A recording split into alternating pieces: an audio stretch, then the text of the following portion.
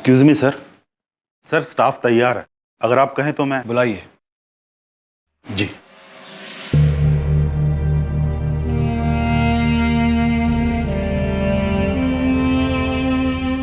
आइए आइए, सभी आइए।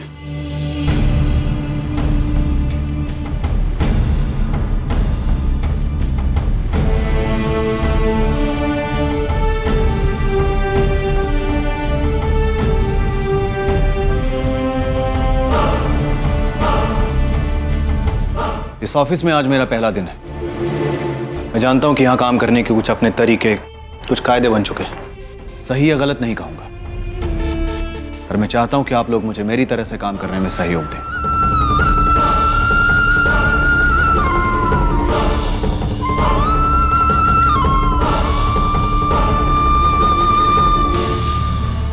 जमीन पर खिंची हुई सिर्फ लकीरें नहीं हैं, ये हमारी कर्म भूमि है। सरकार ने बड़े भरोसे के साथ यह जिम्मेदारी हमें सौंपी है, आम इंसान को खुशहाल जिंदगी देना। इस काम को करने के लिए सरकार की ओर से हर महीने की 3 तारीख को हमारी जेब में कुछ पैसे आते हैं। सिर्फ उन्हीं पैसों को आप अपनी जेब में डालेंगे।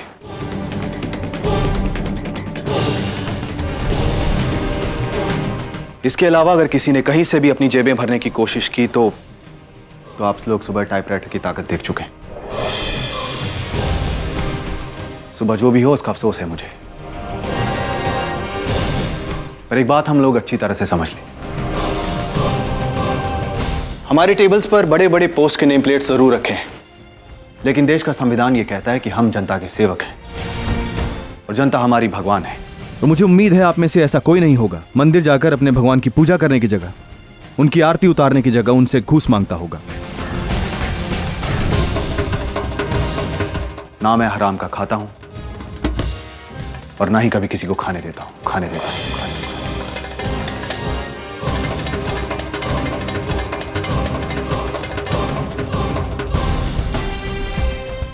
सो प्लीज मुझे शिकायत का मौका मत दीजिएगा। काम शुरू कीजिए ईमानदारी के साथ। आप लोग जा सकते हैं।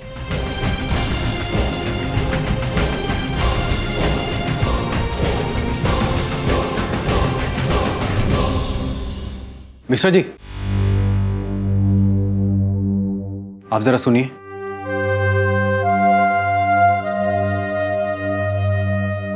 जी सर।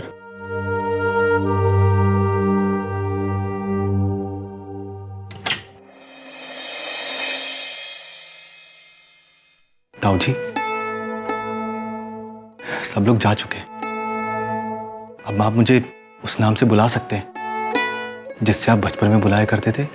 सर, इस वक्त हम ऑफिस में हैं और आप हमारे सीनियर हो। मैं आपको सर ही बुलाऊंगा। और अभी अभी आप ही ने कहा कि इस ऑफिस के कुछ कायदे हैं, कुछ नियम है जिसका पालन हम सभी को करना है। तो उस नाते मेरा आपको बचपन के नाम से बुलाना या आपका सभी के सामने मेरे पैर छूना दोनों ही ठीक नहीं।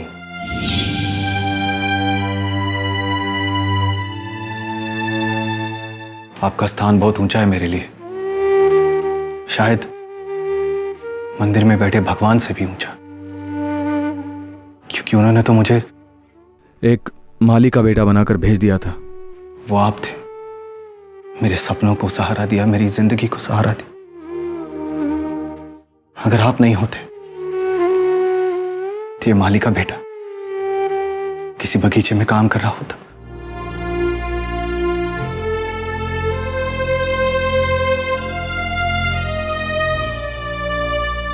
नहीं आकाश,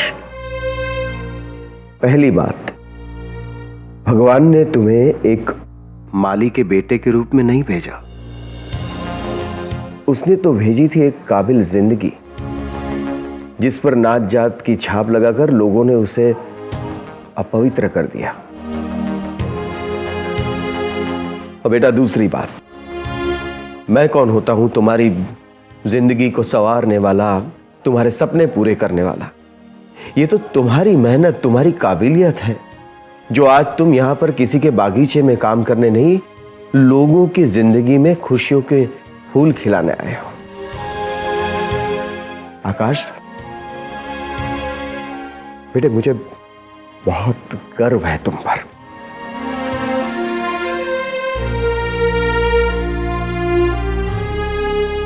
चलता हूं, दरअसल आज मैं छुट्टी पर था। हाँ, शायद मेरे लिए बुलाया होगा। आप जाइए।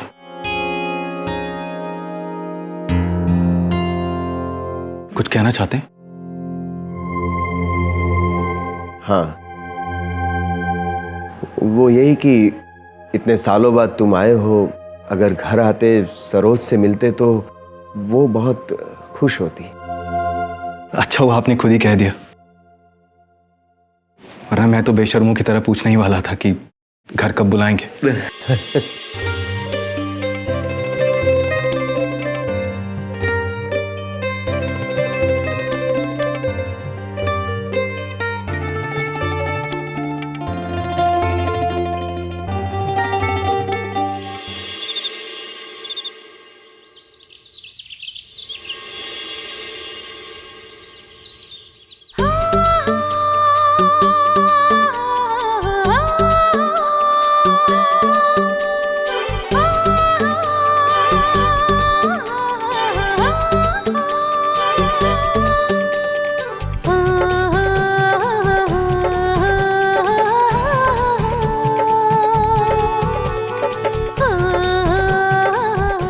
अरे गेंदे के फूल की टोकरियां किसने रखी है? शंकर, उठा यहाँ से। अरे मरे रे, अंधी घोड़ी की तरह दौड़ती है। दादी, मैंने कभी अंधी घोड़ी को दौड़ते हुए नहीं देखा है। अरे थाली गिर जाती पूजा की तो अब शगुन होता। गिरी तो नहीं ना। शिवम भैया आ गए। हाँ, चल चल चल चल।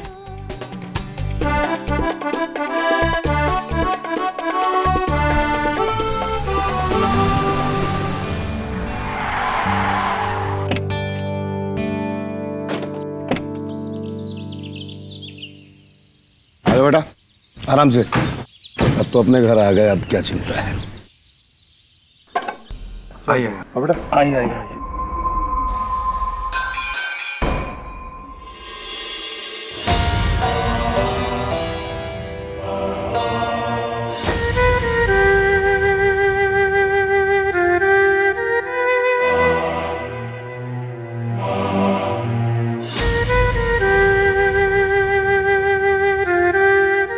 रामा, ऐसी कुर्सी पर क्यों है? कोई चिंता की बात है क्या? नहीं भी हो तो भी आपको कोई चिंता करने से रोक सका है? गोली भेजे में लगी है, कभी भी चक्कर आके गिर सकता है, इसलिए डॉक्टर ने कुर्सीबाजी को बोला है।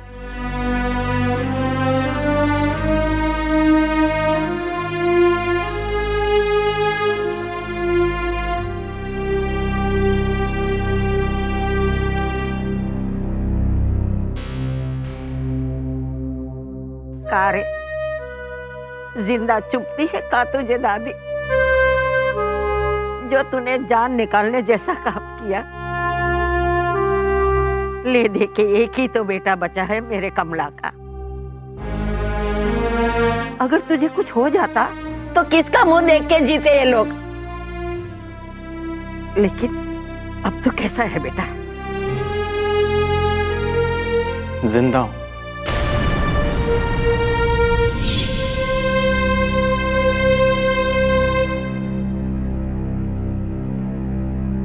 अरे इतना दुखी क्यों हो रहा है बेटा?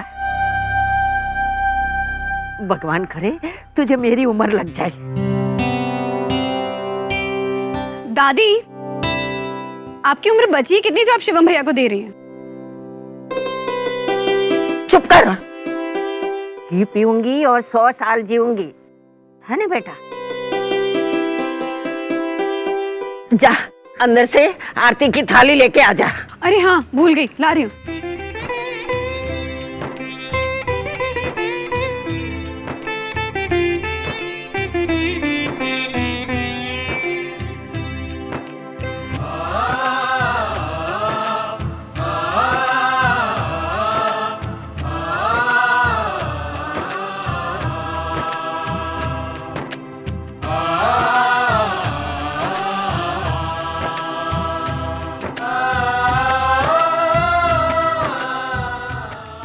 नहीं सुमिता, मुझे नहीं खाना। शिवम भैया, आप नहीं खाएंगे तो हमें भी नहीं मिलेगा, और आपको तो पता है नहीं लड्डू में कितना पसंद है। सुमिता नहीं खाना है, बोला ना एक बार। शिवम, अरे खा लो भाई। गोली खा सकते हो, लड्डू नहीं खा सकते। प्लीज प्लीज खाइए ना, खाइए ना।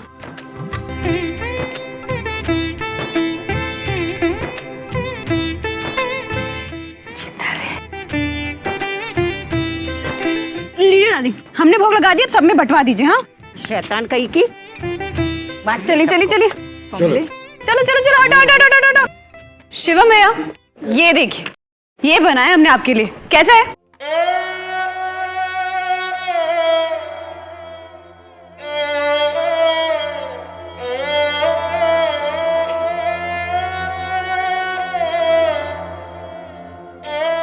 शिवम बेटा, तुम्हें दर्द तो नहीं हो रहा ना? अच्छा, मैं तुम्हारे खाने पीने के लिए कुछ ले आऊं? ओ नहीं चाची, मुझे भूख कुछ नहीं है, थोड़ा सा आराम करना चाहता हूँ। सुमिता बेटा, कुर्सी को धकेल कर शिवम को उसके कमरे में ले जा। चलिए चलिए चलिए चलिए चलिए।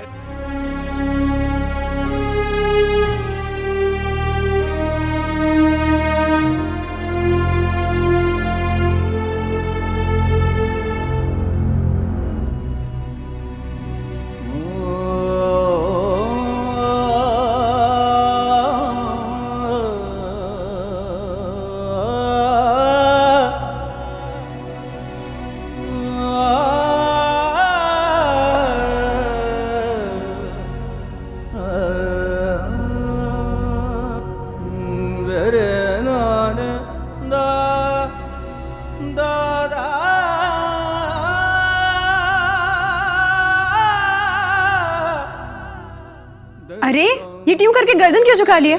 हमने सजाया आपका रूम, पसंद नहीं आया क्या? नहीं, वो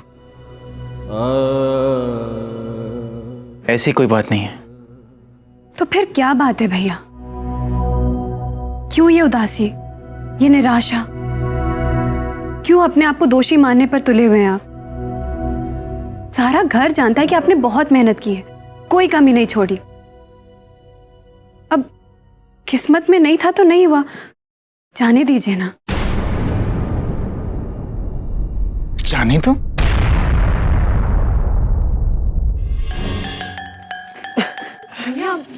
जाने दो सुमिता,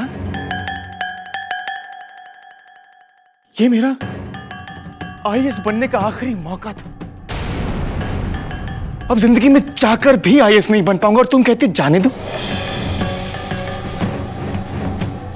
मैं आईएएस बनने में फेल नहीं हुआ, मैं अपने पापा के सपनों को पूरा करने में फेल हुआ और तुम कहती हो जाने दो। खैर, तुम क्या समझोगी? लड़की हो, कल शादी करके दूसरे घर चली जाओगी, लेकिन मैं, मुझे जिंदगी भर अपनी गर्दन झुकाए अपने माँ बाप का सामना करना होगा और तुम कहती हो जाने दो। मैं सिर्फ अपनी नजरों में नहीं गिरा हूं सुमिता, मैं हमेशा हमेशा के लिए अपने माँ बाप की नजरों में गिर गया और तुम कहती हो जाने दो। नहीं भूल सकता मैं ये सब, नहीं जाने दे सकता हूं, इसलिए कभी मत कहना कि जाने दो, कभी मत कहना कि। भैया,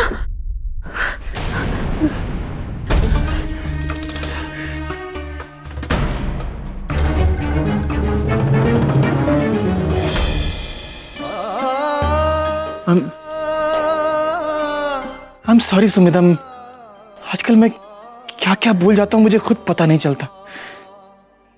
हो सके तो मुझे माफ कर दो ना। पहले चलिए, आइए आइए बैठिए। इतना गुस्सा करना क्या जरूरी होता है? हाँ, चलिए बैठिए, चलिए पैर ऊपर, चलिए।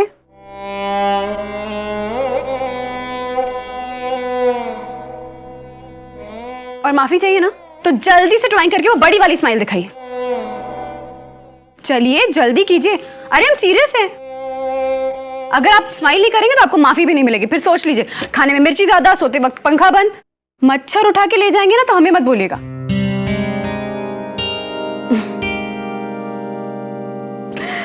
सारी मेहनत हमें ही करनी पड़ती है। काश आपकी स्माइल ऑटोमेटिक होती, हमेशा चलती रहती। हाँ, और अब आप आराम कीजिए और स्माइल करते रहेगा। हम चले, ठीक है? और हाँ, उठ के टहलने मत लगिएगा, चुपचाप आराम कीजिए और किसी भी चीज की जरूरत हो तो हमें आवाज दे दीजिएगा, ठीक है?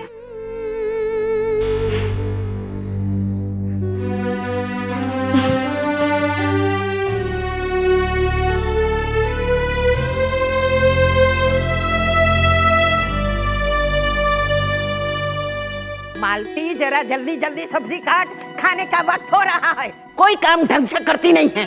हाँ? माँ, आज शाम हमारे नए डीएम को मैंने घर पर खाने के लिए आमंत्रित किया है, तो कुछ अच्छा बनवा लेना। कैसा है तेरा ये नया डीएम? लोटन की तरह लुटकता लोटा है या कुछ ढंग का है? अरे नहीं माँ, बहुत ईमानदार लड़का है और कुछ कर दिखाने का जज्बा है लड़के में। आप देखिएगा,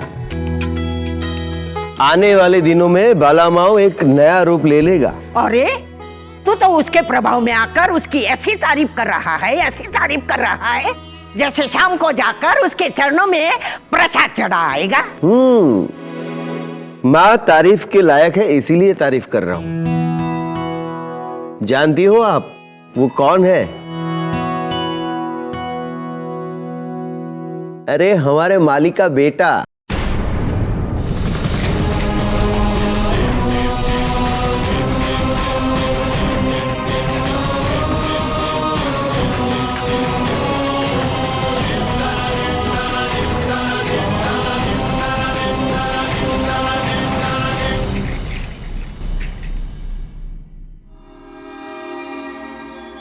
अरे आप सब इस तरह क्यों देख रहे हो?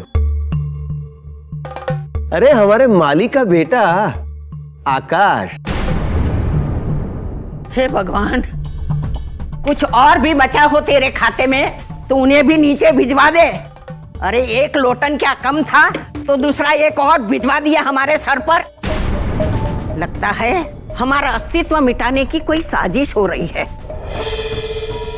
हमारा शिवम कलेक्टर बनने के चक्कर में अस्पताल जाके आया और ये आसानी से आके अपनी कुर्सी पर जम गया। नहीं माँ, ये लड़का सिस्टम से नहीं अपनी मेहनत से यहां तक आया है। जैसे शिवम, उसको जैसे धुन है ना आईएएस ऑफिसर बनने की, बस आकाश की भी यही ख्वाहिश और यही मंजिल है। उसने तो आते ही लोटन को नौकरी से सस्पेंड कर दिया।